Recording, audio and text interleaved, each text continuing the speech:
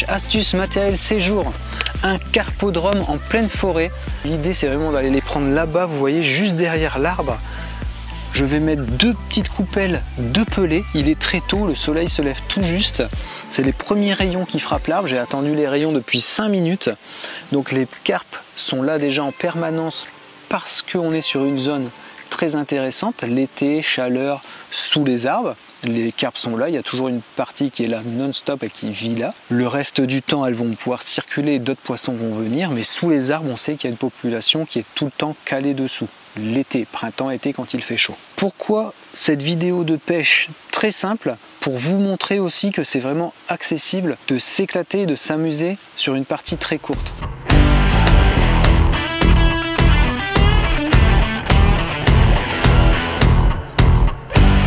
Maintenant je vais m'installer, mais vous allez voir qu'entre le moment où je mets les coupelles et la demi-heure de touche, j'espère qu'on va piquer plusieurs poissons, mais il y a moyen de s'éclater sur une demi-heure, 1 heure. Et ça aussi c'est intéressant.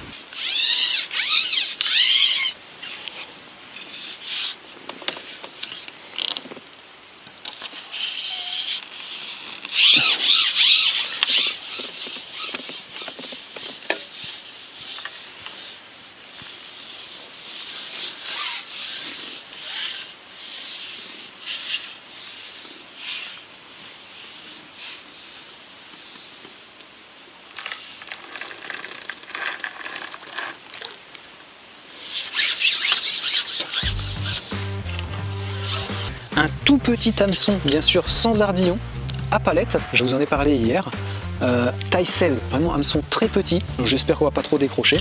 Ensuite j'ai un tout petit plomb de touche en 13, donc il ne porte quasiment pas, avec une olivette de 0,2, parce que le flotteur est un mini flotteur tout petit en 0,2. J'adore ces flotteurs, surtout pêcher l'été au bord des arbres, et j'aime bien même ces flotteurs en 0,05 ou en 0,10.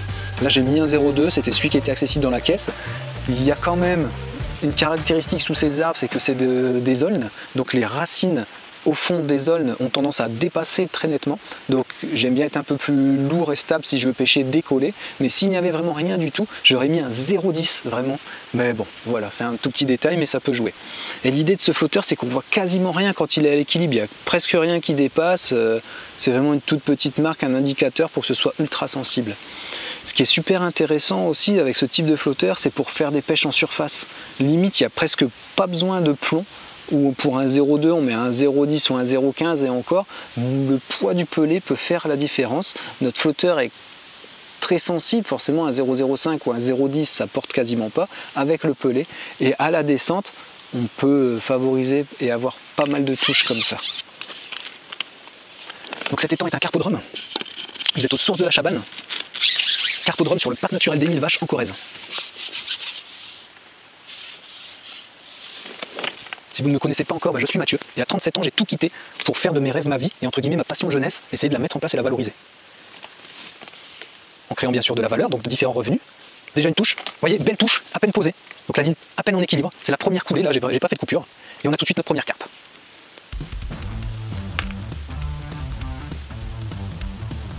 Donc je vous disais, j'ai tout quitté pour venir ici. En Corrèze, c'était un projet que je travaillais depuis une dizaine d'années, vivre de ma passion et de mes passions. Et c'est pour ça que j'ai aménagé des hébergements, donc un studio et un appartement, qui sont en place. Ce week-end, dimanche matin, je vous propose une vidéo où on va parler de la cabane, qui est enfin finie et tout est prêt. Donc je la mets en ligne et en location sur Airbnb. On parle de ça dans la vidéo de dimanche matin. Donc vidéo dans 2 jours. Allez, première carpe. Instantanément, vous voyez vraiment là, on parle de 30 secondes. Bon, je la travaille depuis 2-3 minutes.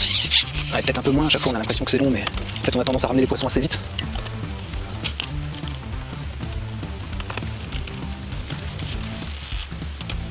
Ah, c'est super cool, hein. Tôt comme ça, sous les arbres, c'est une commune. Ouais, belle. Joli poisson. Je la pensais un peu plus petite, c'est pour ça que je suis allé un peu vite à la ramener. Bon. J'ai été un peu vite à la ramener, je vais assurer. Je pensais en fait que c'était déjà une miroir, j'avais eu cette impression là-bas au large. Mais non, c'est une commune. Elle se bat super bien, vous voyez.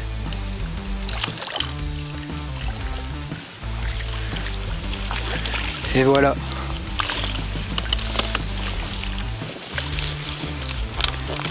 Première carpe, 5 minutes de pêche.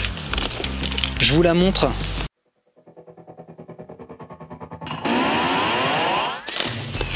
Premier poisson, on vient à peine de commencer. Vous avez vu, des superbes couleurs.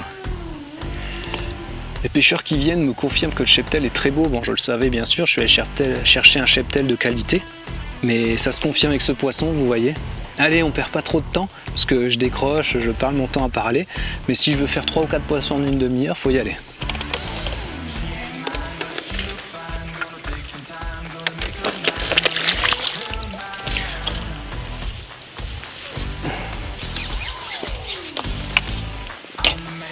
Et j'ai oublié mon seau. Je remédie tout de suite à ça et on se retrouve.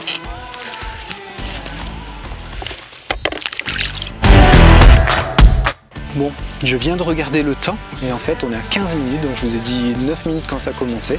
J'ai à peine posé ma ligne, j'ai eu un poisson. Ça fait 5 minutes de pêche, déjà le premier poisson sorti. Et maintenant l'idée c'est de renouveler la stratégie. La coupelle comme je viens de faire à l'amorçage, à part que là je vais mettre 2 fois moins et je repose ma ligne tout de suite après et on voit si ça refait un poisson aussi vite.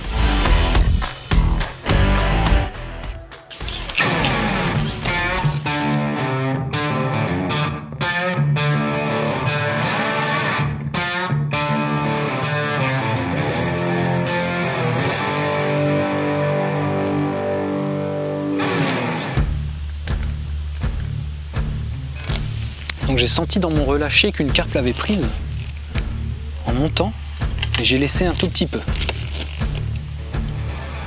Où celle-là fait un gros rush de départ. Vraiment beau rush. Ouais, et elle fait un super combat en surface là. Elle s'est retournée.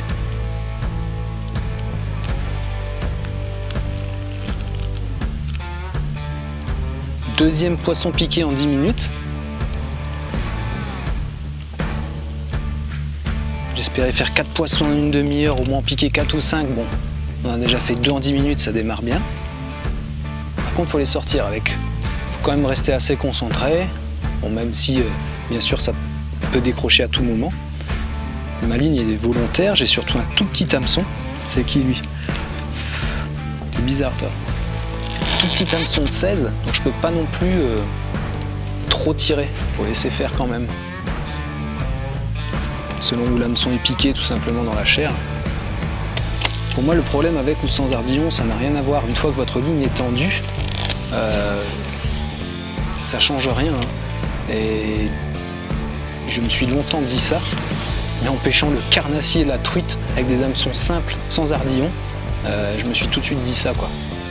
Quand on pêche les ombles en rivière ou en fleuve, sans ardillon à la nymphe, bah on constate qu'il y a vraiment très peu d'intérêt à pêcher avec un ardillon. Et encore plus quand on se le plante dans la main. Vu la difficulté à le ressortir, on se doute assez facilement que pour le poisson, c'est pas forcément génial non plus. Hop, allez, c'est parti. Cette carpe, est-ce qu'elle veut bien venir dans l'épuisette? Ah, génial.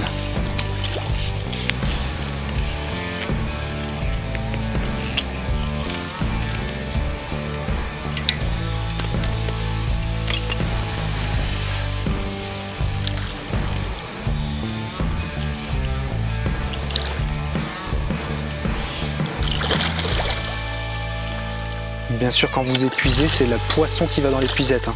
Ce n'est pas l'épuisette qui bouge. Hop. Oh zut, elle était dedans et elle est ressortie. Allez, parfait. 2 sur 2, nickel. Je décroche ça, je vous la monte et on essaye d'enchaîner. Voilà. Regardez-moi ce deuxième poisson. Un tout petit peu plus petit, mais très beau poisson. Allez, on essaie de s'en faire une troisième.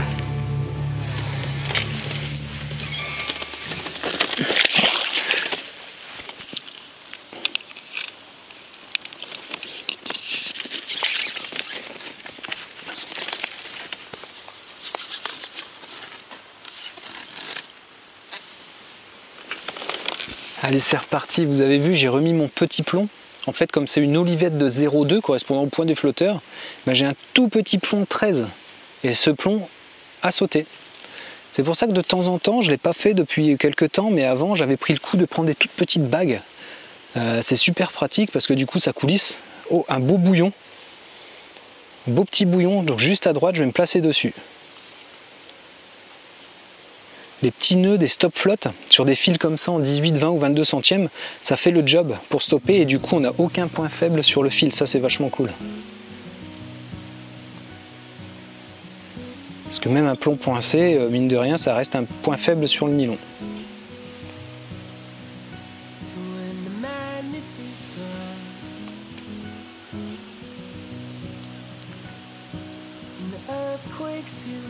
Bah dis donc. Ah, j'avais eu une touche à la descente. Et c'est parti. Tout de suite impeccable. Ah. Bon. Là, on a un joli poisson. Donc je vais prendre mon temps. On est vraiment monté en gabarit là. J'espère qu'on va se la faire, ce serait super. Vous le voyez un peu sur la canne, j'espère, à l'écran. Si elle n'est pas encore hors caméra, j'espère qu'elle va revenir. Qu'on le sent, c'est différent. Les poissons petits, entre guillemets, vont avoir tendance à pousser, faire des rushs vraiment en avant, alors que les plus gros poissons vont avoir tendance à jouer un peu sur leur masse. Déjà au ferrage, on peut le sentir et le deviner un peu avec l'expérience, mais surtout ensuite, ils vont un peu tourner sur eux-mêmes avant de partir. Et là, elle est en train de faire son premier rush de démarrage.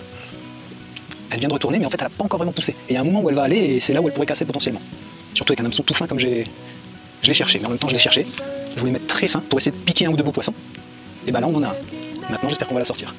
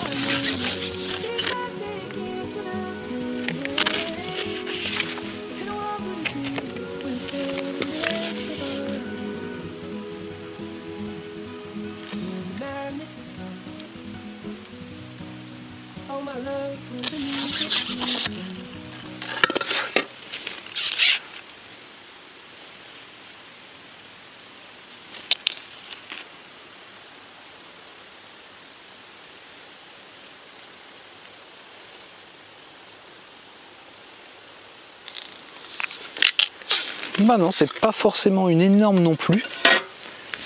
Par contre, à tous les coups, elle est piquée un tout petit peu sous la bouche ou sous le côté. Ça arrive. Ça reste quand même un poisson plus joli, hein, attention. Une commune. Ça, c'est le type de poisson que vous faites à l'anglaise, tout en longueur, qui dépote bien comme il faut. Ah, super. Belle commune en longueur.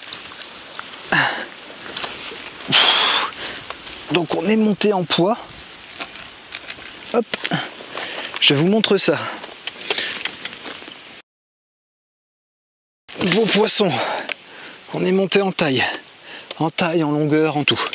Je pensais qu'elle était quand même un peu plus grosse, mais ça reste quand même un beau poisson. Là on est à 3 kg, 3 kg 2. Donc c'est super cool. On se la remet à l'eau et on continue.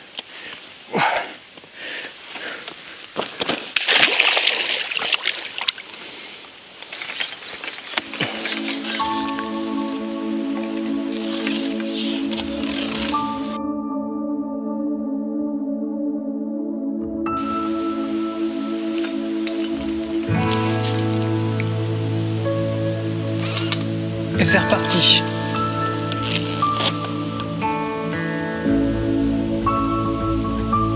Celle-là, elle pousse, elle pousse, elle pousse. C'est pas arrêté. J'espère qu'elle va faire demi-tour. Ah, elle veut aller sous les arbres. Bon. Ok. Les premières sont parties à droite et celle-là veut aller sous les arbres. Pas de problème.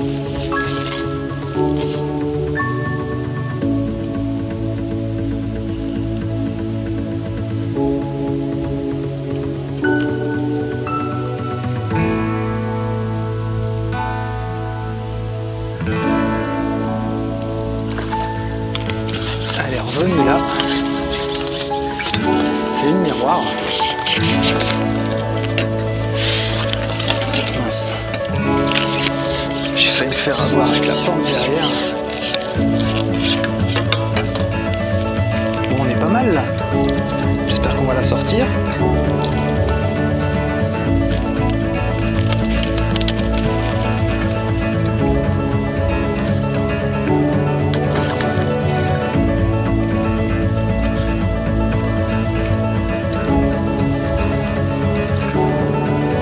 Allez, super. Miroir, superbe couleur.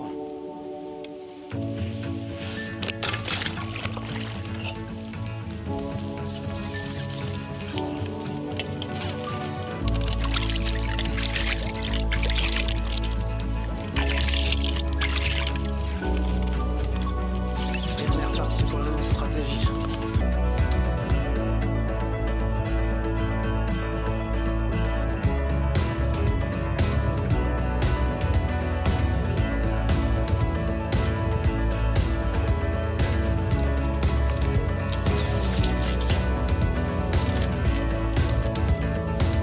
Nouvelle touche qui s'est fait un peu plus attendre.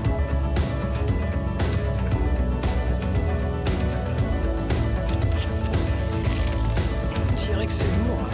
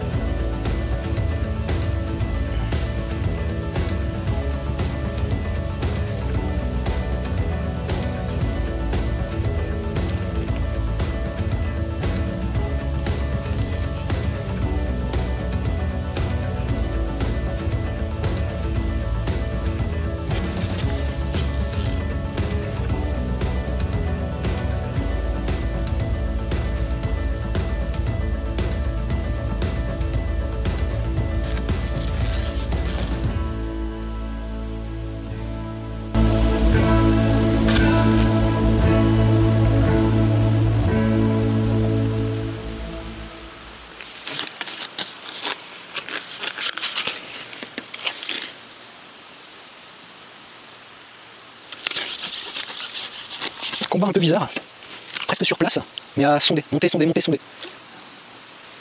Ah, c'est une nouvelle belle commune, un peu comme le 3e poisson. C'est la même, non. On dirait qu'elle a une nageoire plus grande.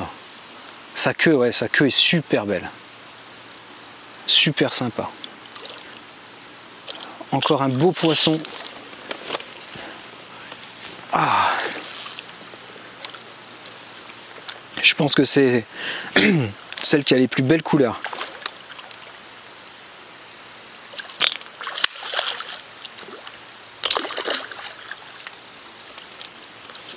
Ah, cool.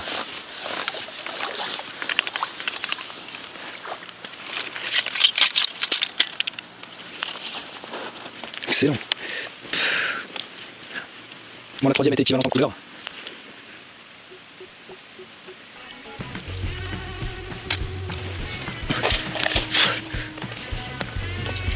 Regardez-moi ce poisson. Oh, faut mieux faire ça qu'elle reparte bien à l'eau tranquille.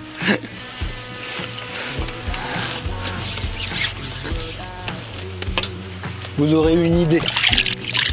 Bon, je regarde le temps de pêche parce que je voulais faire une demi-heure de pêche et là c'est un carton.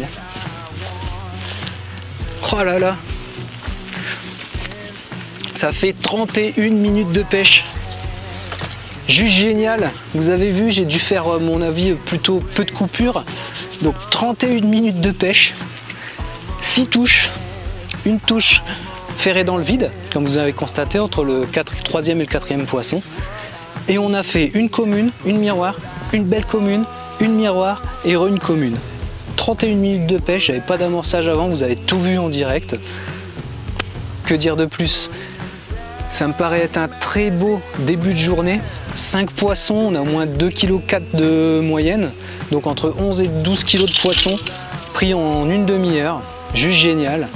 Merci beaucoup de continuer de partager toutes ces vidéos, ma passion de jeunesse, donc sur cette chaîne de pêche, PAMS, pêche, astuces, matériel, séjour.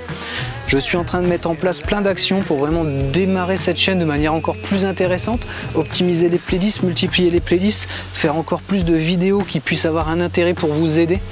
Vous êtes juste super à mettre plein de commentaires ultra positifs, ça m'aide vraiment au quotidien pour trouver des vidéos et surtout pour me motiver à trouver un rythme dans les vidéos, parce que c'est vrai que c'est super agréable mais ça prend quand même un peu de temps en termes de montage, titre, référencement, parce que c'est vrai que quitte à faire quelque chose, j'essaye de bien le faire, donc ça met du temps à être référencé sur YouTube puis Google, mais ça commence à se mettre vraiment bien en route, c'est grâce à vous. Merci beaucoup, faites de vos rêves votre vie. Et n'oubliez pas, demain, je vous propose un rendez-vous avec une vidéo. On fait une pâte super rapide. Donc en 2 minutes, on a fait notre pâte, c'est l'objectif. 2 minutes, la pâte est prête pour aller à la pêche. Et je vous propose une nouvelle session de pêche dimanche après-midi. Donc soyez là. La même logique que ça, mais je vais changer de poste. C'est une pêche que je me ferai demain au bord d'un arbre. La même logique avec l'amorçage de pellet que je viens de faire. Vous avez vu, ça marche juste très bien. Ce sera demain matin, j'espère qu'il fera également beau. Et par contre, je vais mettre de la pâte plutôt que des pelets pour essayer de voir si ça peut. Puis je vais varier entre pâte et pellet, voir si on peut enchaîner pas mal de poissons. Et ce sera une vidéo défi 1 heure. Il y a longtemps que j'ai pas fait de défi 1 heure, donc ce sera une vidéo défi 1 heure. Merci beaucoup, continuez de partager, ça m'aide vraiment autour de vous et puis ça m'aide tout simplement à être de plus en plus visible. Faites de vos rêves votre vie, salut! « 5 sur 5, incroyable! Des fois on fait 2 sur 10, 5 sur 5, cool!